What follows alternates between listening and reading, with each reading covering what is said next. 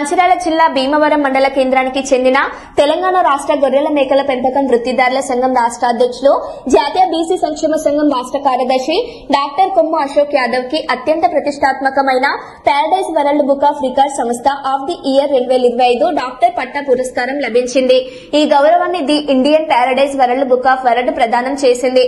ఒక దశాబ్దానికి పైగా సుదీర్ఘ కెరీర్ లో ఆయన అత్యుత్తమ వృత్తిపరమైన విజయాలు, దూరదృష్టి గల నాయకత్వం, వివిధ రంగాల్లో ఆయన చేసిన విలక్షణ సేవలకు గుర్తింపుగా ఈ అవార్డును అందుకున్నారు.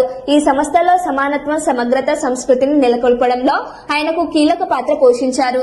డాక్టర్ కొమ్ము అశోక్ యాదవ్ వృత్తిపరంగానే కాక సామాజిక సేవ, విద్యా రంగంలో విశేష కృషి చేశారు.